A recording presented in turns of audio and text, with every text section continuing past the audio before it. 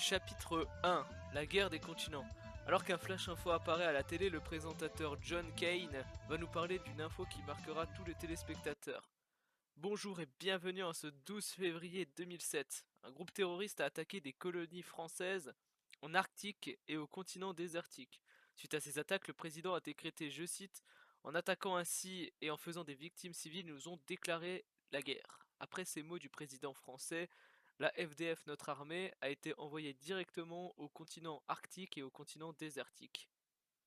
Obéissez, priez, combattez, croyez, survivez. Tels sont les mots de la FDF. Les bruits de tirs de DCA se font entendre dans tout le transporteur. Les explosions et la chaleur se font ressentir.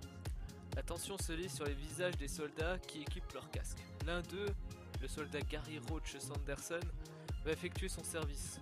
Ce sera la première guerre qu'il fera. Lui qui a été formé en tant que SAS britannique, il était revenu en France. Gary est né d'un père britannique et d'une mère française. Sa famille vivait en France. Son enfance fut compliquée à ses débuts car il ne parlait pas français, du fait que ses parents parlaient anglais tout le temps. Lorsqu'il devint adulte, il partit au Royaume-Uni et intégra vite les SAS britanniques où il y passa plusieurs années. Au début des années 2000, il dut rentrer en France car sa mère souffrait d'un cancer. Car elle était sur ses derniers temps. Après la mort de sa mère, due au cancer des poumons qu'elle a eu, il rejoignit la FDF et fut mobilisé en 2007. Alors dans le transporteur, encore à se demander comment ça se passera, le commandant Temura Morrison leur fera un discours. Bon ok tout le monde, aujourd'hui c'est le jour où vous devenez des hommes les filles. On a de la chance, on est tout de suite sur le champ de bataille, on va en plein milieu, ne vous inquiétez pas, je vous promets on va s'éclater bande de ringards. Une explosion retentit et touche le transporteur. Tout le monde est stressé et paniqué. Certains prient les 7 légendes, d'autres sont excités. Mais Roach, lui, il a un devoir à faire. Le commandant Temura Morrison dira: Bon, ok, les filles, dès que la lumière est verte, vous pouvez foncer. Le transporteur tremble et la lumière passe direct au vert.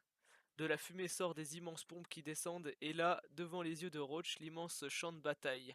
Il y a des explosions à droite et à gauche, un avion bombarde la zone, des hélicoptères tirent. Roach n'a même pas le temps de réfléchir, il sort, et alors qu'il court se mettre à couvert, il voit ses nombreux alliés se faire tirer dessus. Les tirs de mitrailleuses lourdes transpercent les armures et déchirent le corps de ses frères. Sur le sol, de nombreux alliés se trouvent en situation de difficulté. Alors que Roach a devant les yeux une vraie boucherie, il est choqué par ces visions d'horreur. Le commandant le relève alors et lui dit: L'heure est au combat, pas à la sieste. Alors que en face se trouvent les soldats d'Opfort, le groupe terroriste donne du mal à nos soldats. Mais c'était sans compter la détermination de Roach. Alors il se relève, prend une grande aspiration et se lance direct à l'assaut. Il fera de nombreuses victimes. Il était déterminé à réussir sa mission, celle qui consiste à capturer la base du sud de la ville, de Redson, sur le continent désertique. Cette base était connue pour être une dictature sous le joug d'un chef local, Dopfort. Sa mission était de diriger la ville et ainsi protéger les habitants de l'envahisseur français. En effet, certains habitants préféraient justement la cause Dopfort car plus authentique, et surtout, ils défendaient une cause des habitants délaissés par le gouvernement français. Malédiction, jamais mourant, la devise Dopfort. Alors que Nicholas Gates voit son pays petit à petit partir en zone de guerre, il se prépare à aller à Redson, car leur chef local, Alan Brooke, lui demanda ses services pour le protéger. Nicholas Gates est né dans une famille très stricte. Très jeune, il s'engage au service militaire faisant la fierté de ses parents. Très vite, il se fit remarquer par ses supérieurs grâce à ses excellentes performances. Et on l'engage alors que les politiques sont en train d'expliquer que la France va les envahir. Nicolas voit qu'aux quatre coins du pays désertique, des frappes violentes touchent le pays. Alors qu'il est pas mal au gradé, il va vite dans la ville d'origine où ses parents se trouvent. Mais en arrivant, il trouve un tas de décombres. Et alors que les équipes de recherche trouvent les différents corps des habitants, dont les parents de Nicolas, après la nouvelle, il se prit d'une haine sans vergogne contre la FDF en se déployant. À son arrivée à Redson, il porta soutien moral à ses troupes et décidèrent de les rejoindre sur le champ de bataille. Une guerre féroce se lança alors entre Hopfort et la FDF. Obéissez, priez, combattez, croyez, survivez. Telle est la devise de la FDF.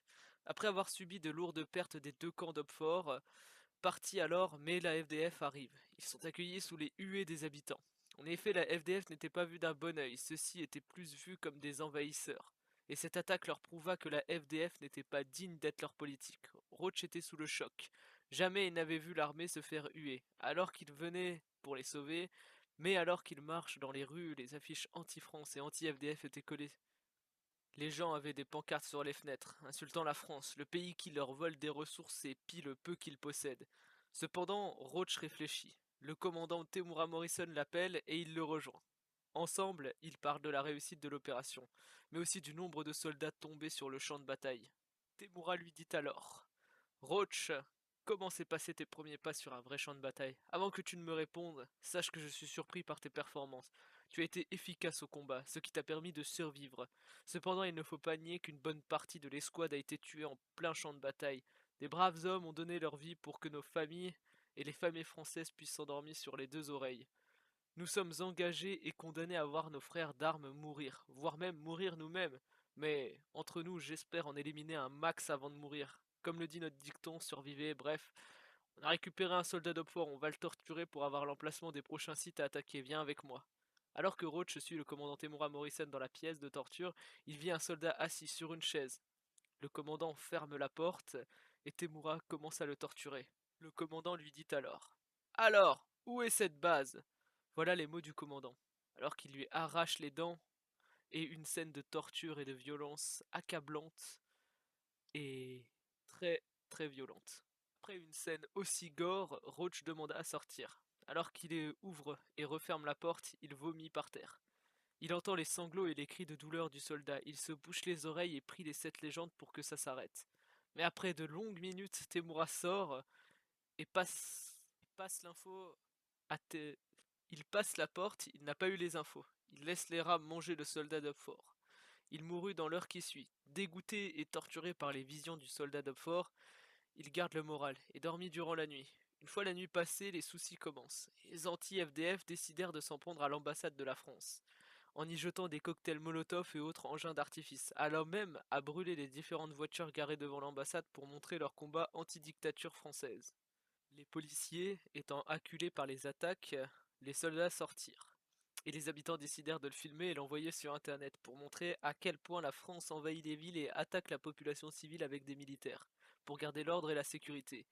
Alors que les manifestations battent leur plein, les soldats sont mobilisés dans un autre champ de bataille. Ils se préparent et commencent leur convoi. Ils se font surprendre par une mine qui leur explose dessus. Une attaque d'Opfort est imminente. Alors que la FDF se fait attaquer, Roach sauve de nombreux de ses frères d'armes. L'attaque est d'une telle violence que peu importe qui est en train de leur tirer dessus, la FDF ne fait pas de cadeau et tue un par un les soldats d'Opfort. Mais un tank vient les perturber. Alors dans une rue étroite bloquée par le tank, les soldats demandent de l'aide, mais trop tard. Le tank tire sur les soldats au sol, les corps explosent et les témoins du massacre étant Roach et ses confrères, ainsi que plusieurs autres soldats se réfugient dans les bâtiments alentours.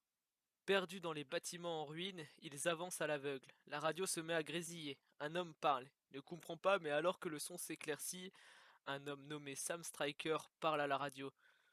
Sam dit: Ici Sam Striker, capitaine de l'équipe WP1. Vous avez un problème de tank, c'est bien ça? Roach répondit: Oui, capitaine, un tank nous bloque le convoi dans l'emplacement E4. Bien reçu, j'arrive. Attendez, vous venez comme ça? La radio se coupe.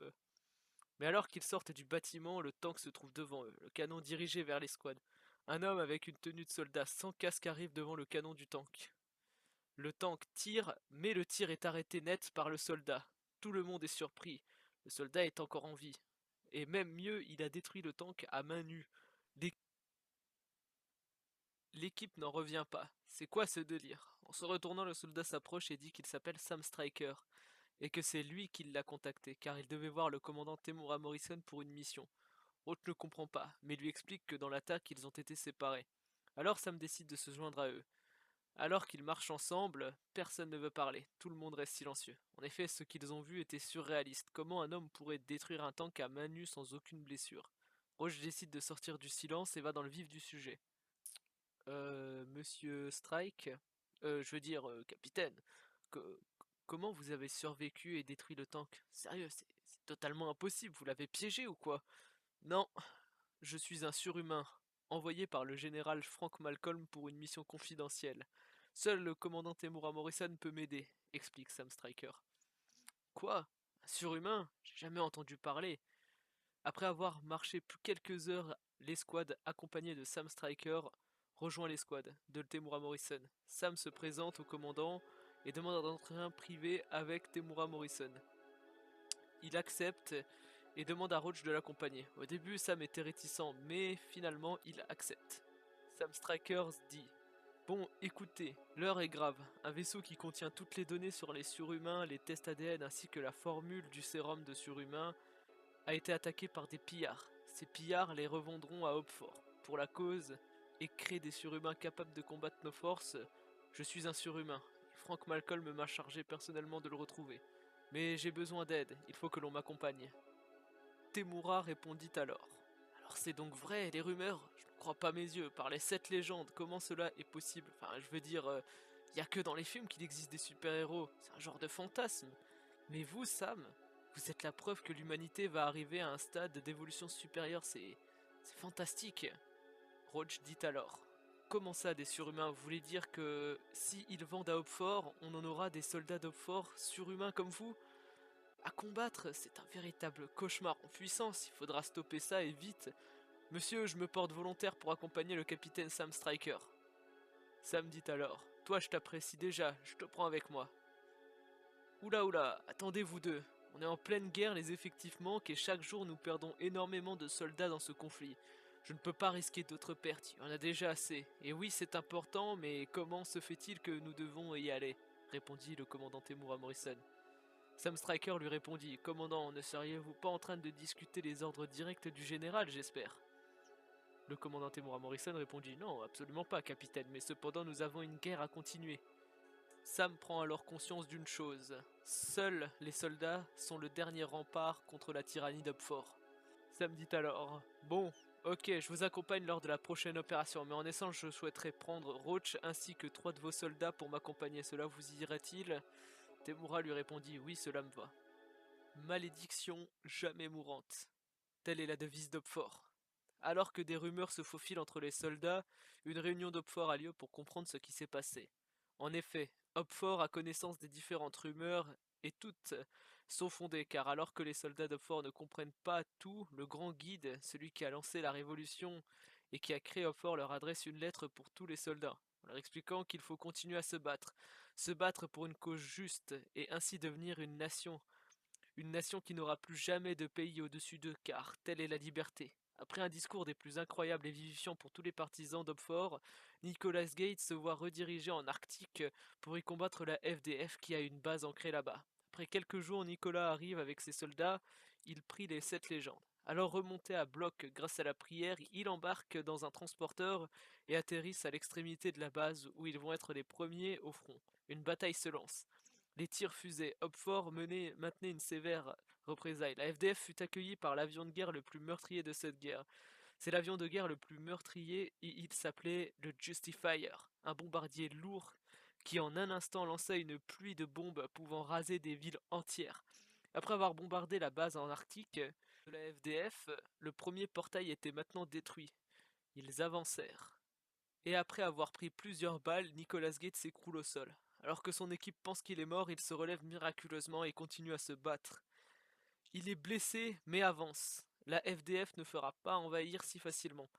Alors que toute l'infanterie d'Hopfort entre dans la base, des tirs de mortier détruisent Hopfort un par un. Les autres d'Hopfort tombent, mais Nicolas continue d'avancer. Il est sonné à cause des mortiers tombés à côté de certains de ses collègues. Se relève et prend connaissance en regardant à côté de lui un vrai massacre. Les corps brûlent et tous ses camarades sont morts à cause des mortiers de l'envahisseur. Alors que la FDF envoie les soldats pour vérifier si tout le monde est mort, Hopfort décide de leur tendre une embuscade. Ils réussissent leur attaque et fit entrer le tank dans la base. Le tank tira sur la porte principale, explosa l'entrée de la base d'Hopfort et il réussit à s'introduire. Ils prennent position. Toute la base est maintenant sous contrôle d'Hopfort. Ils décidèrent de mettre un commandant qui sera en échange du commandant de la FDF. Il prend en charge la base en Arctique. C'est après une victoire écrasante qui repart direct sur le continent désertique, va prendre place à l'une des grandes batailles du continent désertique, la bataille du souffle du dragon. Cette bataille prend part aux abords de l'une des plus grandes villes du continent désertique, la ville de Kexam.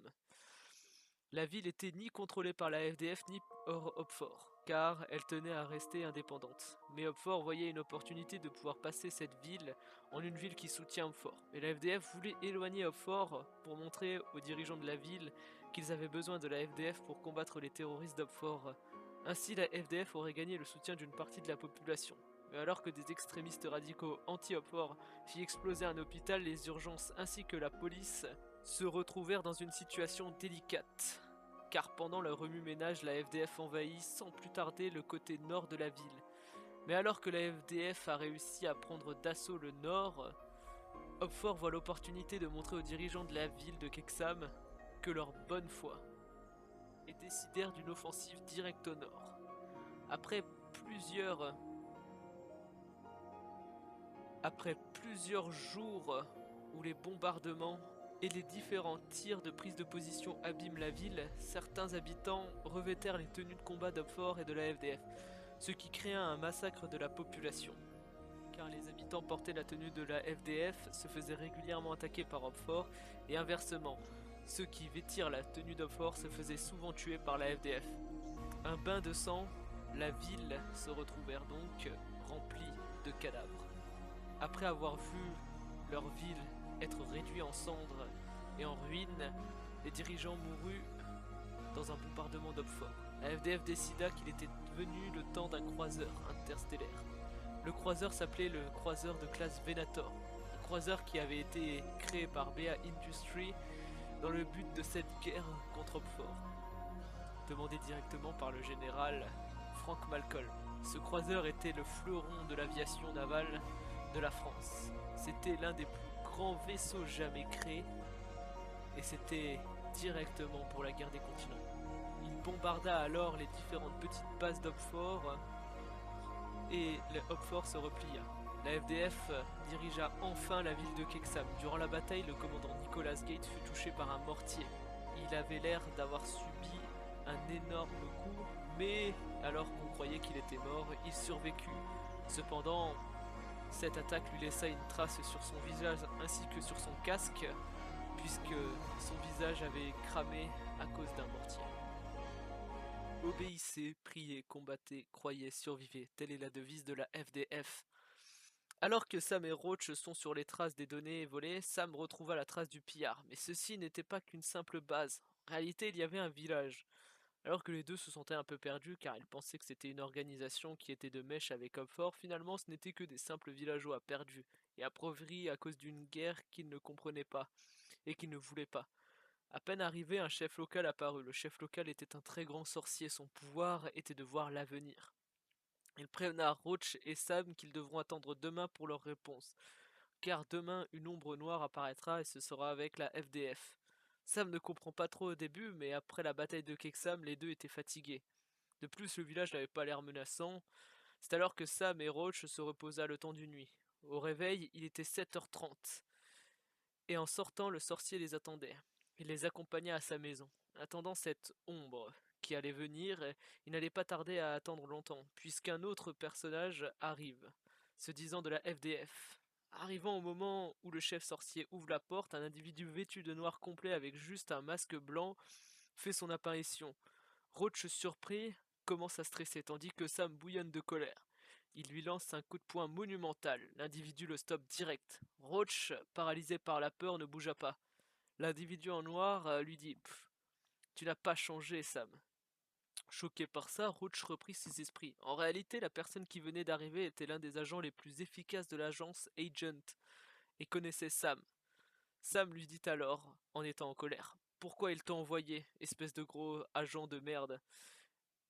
Il répondit Figure-toi que l'agence a aussi été contactée pour le problème du transporteur. Sauf que contrairement à toi, j'ai trouvé plus rapidement ce village car je me suis lancé sur cette enquête seulement il y a quelques jours. Et toi, tu as été envoyé déjà il y a pas mal de temps. Et en plus, sans résultat, lui répondit Black A. Sam, toujours en colère, lui répondit Ouais, ben, normal, les combats sont ici, les batailles aussi. Je suis sur tous les fronts. Et on est en guerre, je te rappelle. Black A lui dit alors La guerre n'est certainement pas la priorité numéro 1. Tu as des ordres. Sam, toujours en colère, lui répondit Donc toi, tu aurais laissé tous les soldats mourir, hein Oui, car là on parle d'une menace plus grave qui tuera des millions, voire des milliards de personnes innocentes. Les soldats, c'est leur job de mourir et de survivre pour protéger la population. Mais là on parle du projet BA. Le sorcier calma la tension tandis que Roach, lui, était comme un petit garçon timide qui voyait ses parents en pleine dispute. Il préféra se faire tout petit. Les deux se calment et se posent devant le chef sorcier. Le chef sorcier leur dit alors: Bon, maintenant que vous êtes calmés, laissez-moi vous parler. D'un coup, toutes les portes se referment et surprit tout le monde. Les lumières vacillent, finalement s'éteignent et une lumière s'illumine au milieu de notre groupe. Sam, pas du tout impressionné, répondit: C'est quoi ce tour de magie de fin d'année d'école primaire? Sam se lève et essaye d'ouvrir la porte, mais n'y parvint pas. Il utilise toute sa force surhumaine. La porte ne veut pas s'ouvrir, même en s'énervant. Il n'y parvint pas, il se dirige alors en colère vers le chef, mais à la place il s'assit, alors qu'il allait lui casser la gueule.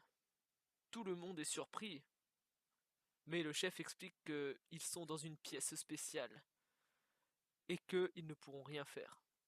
Le chef sorcier expliqua donc: Tu ne pourras rien faire ici, car nous sommes dans une pièce où la mort et la vie n'existent pas. Vous n'êtes même plus sur la Terre, ni même dans l'univers, vous êtes dans un endroit où je vais utiliser mes pouvoirs. En effet, les 7 légendes m'ont doté à la fois d'un pouvoir incroyable, mais malheureusement c'est aussi une malédiction. Je peux voir votre avenir et ainsi que l'avenir de vos descendants. Il posa la main sur Black A. Black A se mit à perdre connaissance, mais le chef sorcier retira sa main de lui et lui répondit: Pour toi, Black A, je vois un avenir plutôt heureux. Cependant, il y a comme un certain événement qui me bloque dans ma vision. Black A vit pendant un instant une silhouette au loin floue et noire. Cette silhouette était en effet féminine, mais sa vision revenait très vite. Par la suite, le chef mit sa main sur Sam, et la même chose se produit. Le chef recula de peur et lui dit: Ton avenir est très sombre, je vois 2 silhouettes, un homme, ou peut-être un garçon, et une femme, avec une armure dorée. Cependant, même si elle arbore un sourire, une ombre entoure le garçon. Il n'a plus toute sa tête. Je ne sais même pas comment interpréter ça. Ton destin et le destin de tes descendants ne dépendent pas de toi ni de ton avenir. Ton avenir est noir. Et après, je perçois presque ce que je n'ai pas réussi à voir chez l'autre. Ça va se préciser. Alors, encore en stress, il met la main sur Roach. Et là, Roach n'a pas l'air de réagir. Comme les deux autres. Il enlève sa main et les larmes tombent. Ce qu'il a vu était d'une tristesse. Le chef sorcier dit alors: Pour toi, Roach, ton avenir est défini. Il a un début et une fin. Malheureusement pour toi, ta fin est due à la menace que j'essaye de percevoir. Toi, Roach, tu meurs dû à l'arrivée de Big Bang, un esclavagiste interdimensionnel qui va détruire la planète. Cependant, ce qui est étrange, c'est que Sam et Blacka ont des événements après l'attaque de la Terre. C'est étrange d'ailleurs. L'attaque de Big Bang baissera drastiquement, car la Terre perdra alors une bonne partie de sa population. Il ne restera que 3 milliards d'habitants sur la Terre après son passage.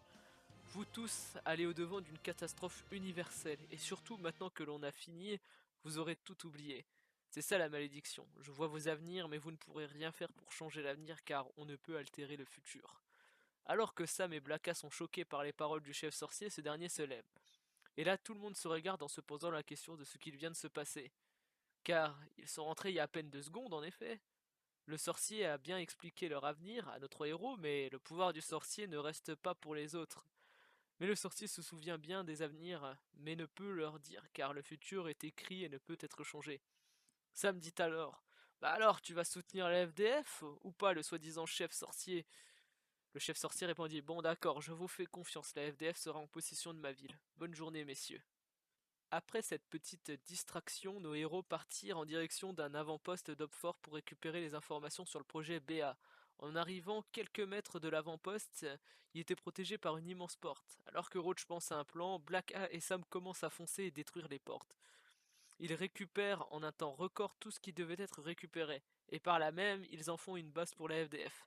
Alors que le vaisseau arrive, un gars sort du Venator et commence à checker Sam. Comme s'ils étaient proches, Roach demande qui il est, et le mécano lui répondit qu'il s'appelle Brad Wild, chef mécano de la FDF. Brad Wild est né dans une fratrie de 6 garçons. Leur père l'appelait Chris Wild et leur mère s'appelait Chloé Sauge. Leur père travaillait un peu dans tout. Il était à la fois mécano, conducteur poids lourd, soudeur et électricien. Il était très polyvalent. Et toute cette polyvalence venait du fait qu'il devait travailler dans différents secteurs pour subvenir à besoins. Un jour, il rencontra Chloé et se marièrent. Il devait bosser pour une famille maintenant. Et alors, sorti de la galère, Chris continua à avoir des enfants. Brad naîtra le 17 mai 1984, c'était déjà leur quatrième, puis chaque année Chloé accoucha d'un enfant. Après 1986, le père décida d'arrêter d'en faire, car il en avait déjà 6 à gérer. Brad avait un total de 5 frères, le premier était Luc, le second Antoine, le troisième était Marc, le quatrième était Bruno et le cinquième était Thomas. C'était le nom de tous ses frères. Brad grandit en apprenant la mécanique et toutes les autres capacités de son père, en même temps que tous ses frères. Parmi sa fratrie, 2 de ses frères, Bruno et Antoine, créent leur propre entreprise. Luc parta en école d'ingénierie navale, Marc était employé dans un parc d'attractions et Thomas devena cheminot. Quant à Brad, lui, il partit à l'armée et devena mécano. Alors que Brad se fait son speech sur sa vie, 2 femmes débarquent et checkent Sam. C'étaient les 2 pilotes de légende. Roach n'en revenait pas, alors qu'il voyait Sam comme un gars froid et un simple soldat. Finalement, des simples soldats débarquent et le check, c'est bien étrange. Surtout que, bien avant, le commandant Temuera Morrison n'osait même pas le tutoyer. Les pilotes étaient Chloé Lloyd et Léa Dexter. Leur vie était top secrète car elles étaient les meilleurs pilotes de la FDF. Mais Roach demanda à Sam: comment ça se fait que toutes ces personnes te tutoient et te checkent? Sam lui répondit: je te l'ai dit, je suis capitaine, voici mon unité. Si tu veux, tu peux nous rejoindre, tu as prouvé ta valeur. Blacka tout de suite stoppa Sam et lui dit: moi perso, je pense que tu serais mieux avec l'Agent's Agent, car tu as des capacités intellectuelles. Si tu veux, je peux t'y faire rentrer. Roach, étant hésitant, dira: ouais, non, je suis pas fan à l'idée d'être un agent secret. J'accepte la proposition de Sam, je préfère rester un soldat. Roach faisait enfin partie de l'unité de Sam. Maintenant, alors qu'il explique les prochains objectifs, il reçut un appel du général Frank Malcolm, qui lui explique qu'un scientifique travaillant pour le projet BA se serait caché, mais il doit être éliminé directement, car il représente une menace directe, et qu'il serait à 2 doigts de divulguer des infos à Hopefort. Alors qu'il donne les infos, ou il y aura peut-être des infos, il laisse son unité. Sam Striker arrive dans un endroit un peu underground. Il va voir l'organisateur, un certain John Horton, et le shop. Sam lui dit alors: bon, écoutez-moi bien, espèce de clampin, je suis un surhumain et je vais détruire tout ton petit endroit si tu me réponds pas correctement à mes questions. John Horton, un peu apeuré mais en même temps confiant, lui dit: ça serait con, tu détruirais alors l'endroit, et là, pouf, plus de preuves du scientifique et son chien de garde. Quoi? Son chien de garde, répondit Sam. De quoi tu parles? John Horton lui dit: si tu veux tes réponses, tu vas devoir participer et gagner mon petit jeu, la Mega Race. La candidature serait incroyable. Si tu gagnes, tu aurais toutes les réponses. En revanche, si tu perds, tu auras aucune réponse, mais tu détruiras et tout et me tueras. Alors que je suis le seul à avoir les infos. Et en plus, ça serait bien plus drôle de voir un grand gaillard comme toi courir, hein? Mais je te préviens, c'est une course mortelle. Pfff, je la connais, la Mega Race. Bon, ok, je prends la Lamborghini Countach, répondit Sam. Alors, sur le départ de la course, une voix annonce la course suivante. John Horton, étant au micro, expliqua: bonjour tout le monde, aujourd'hui, en cette Mega Race de 2007, un invité spécial est présent. Le célèbre soldat, que dis-je, le capitaine Sam Striker est présent. Il va devoir gagner cette course, car j'ai un arrangement avec lui. S'il gagne, en tout cas, bonne chance à lui. Et bonne chance à tous. Ce sera une course qui, je pense, sera très excitante. Alors que Sam Striker entend le décompte, il se prépare. Et 3, 2, 1, les voitures s'élancent et se bousculent. Ils essayent tous de se nuire les uns après les autres, d'une quelconque manière. En effet, la Mega Race a été inventée dans les années 80 après que les spectateurs se soient lassés des courses automobiles. Les dirigeants décidèrent de créer des courses un peu plus intéressantes, mais ça ne marcha qu'un temps. Les gens préféraient voir des cascades, alors les dirigeants automobiles ont créé des courses avec des cascades. Les gens voulaient maintenant des trucs plus violents, et un promoteur de course qui s'appelait Antoine Cortez créa la Mega Race. Une course annuelle où les gens se préparent leur voiture et sans aucune limite. Il inspira notamment la Tiff Race des États-Unis pour son projet. Il réussit la première Mega Race, elle fut lancée en 1985 et les gens commencèrent à devenir fans. Malgré le nombre de morts durant cette course, les ministres ainsi que les politiques ne la suspendra jamais. Mais en même temps, c'est aussi grâce à l'argent que ça rapporte. Des milliards d'euros qui sont redistribués à l'État français et par extension aux politiciens. En regardant la course en France, Cela permet un pic de tourisme record chaque année, mais après cette explication de la méga race reprenue à Sam. Alors qu'il roule, il voit déjà certaines victimes. Les motards sont souvent les premiers à être éliminés dû au fait qu'ils soient bien plus vulnérables. Certains essayent de les dégager, puis un son arrive. C'est l'heure de la prime.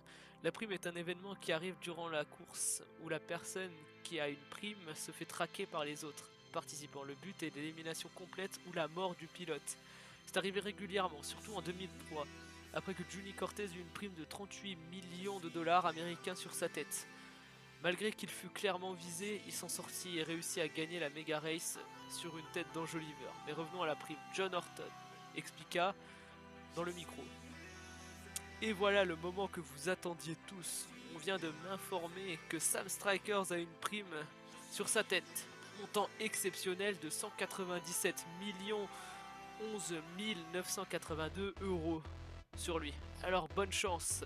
Pour rappel, la dernière prime était celle de Kevin Silkis en 2006 avec un montant de 230 millions de livres sterling qui fut remporté par Louis Fox, le Danois.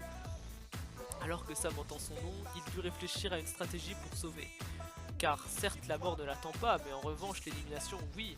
Alors que les premiers challengers viennent pour l'éliminer, il réussit à se défaire de tous ses assaillants. Mais certains restent récalcitrants. Et alors qu'il arrive à la moitié du parcours, Sam se dit qu'il réussira. Mais il n'est toujours pas premier. Et ça c'est un problème, car s'il n'obtient pas de victoire, il n'aura pas les réponses. Il se concentre et prend une immense accélération. La course continue. Pendant que Sam Striker fait la course, Blacka lui recherche des indices en Arctique. Il fera la rencontre d'une soldat, Stephanie Gray, un soldat ayant eu un bon parcours militaire. Gray est né dans une famille fermière. Il passa toute sa jeunesse entre les animaux et les champs. Alors que son père voulait un garçon, il tenta d'en faire un deuxième enfant. Mais la mère de Stéphanie eut un accident la rendant stérile. Son père ne l'appréciait guère, donc elle dut redoubler d'efforts pour se faire accepter, allant jusqu'à se blesser. Et même après avoir été blessée, après tous ses efforts, son père la considérait toujours comme un échec. Alors qu'elle était à son collège, les militaires étaient venus parler de l'armée aux jeunes. Et aussi pour savoir s'il y aurait des volontaires, car ils seraient là durant le week-end pour pouvoir parler avec les parents. Lorsque Stéphanie présenta les militaires, elle était très perplexe. Alors, rentrée chez elle, elle se précipita chez ses parents, au champ, pour leur demander si elle pouvait aller voir les militaires ce week-end. Son père rigola et lui demanda « Pourquoi voudrait-il d'une femme militaire, mis à part préparer le café ou devenir secrétaire ?» Son père s'arrêta de rire net, et d'un coup, il se mit à réfléchir. Il se dit qu'il ne la reverra plus, et que justement, ça pourrait être des vacances de toute une vie. Il accepta et le week-end, il inscriva à la FDF. Elle parta alors dans un centre où elle sera scolarisée mais aussi entraînée à être une future recrue pour l'armée. Les années passa et contre toute attente elle réussit à prouver qu'elle était capable de devenir un soldat exceptionnel. Elle commença les tests physiques qu'elle réussit. Suite à ses performances, elle sera mobilisée pour sa première opération. Au début, Stéphanie hésitait un peu, mais par la suite, Blacka et Stéphanie formeront une équipe ensemble. Ils réussissent à gagner les batailles, mais malgré ça, il était trop tard. Stéphanie fut marquée par les bombardements de la base EST-10, mais garde la tête froide. Elle reste concentrée. La guerre sur le continent arctique était difficile car le froid, les bombardements, tout ça influence la psychologie des soldats. De plus, le front arctique était réputé pour être extrêmement difficile. Mais grâce à leur détermination, l'équipe réussit à reprendre la base EST-10, malgré de nombreuses victimes du côté de la FDF. Ce fut une victoire. Alors que Sam continue sa course, il est dans le top 5. Une moto énorme arrive et le double. C'est alors que la moto se retourna et d'un coup se transforme en robot. L'une des participantes était là pour récupérer la prime. Il en échappa. Et alors qu'il arrive sur la dernière route, avant l'arrivée, il se fait allumer de partout. Le robot qui poursuivait continue à le traquer. Il se fera exploser sa voiture, mais réussit à gagner la course sur une tête d'enjoliveur. Après sa victoire, il retourne voir John Horton, qui lui explique que tous les scientifiques en question étaient escortés par un soldat d'Opfort nommé Nicholas Gates. À l'heure actuelle, le scientifique se dirige dans un appartement au niveau de la rue Saint-Pierre.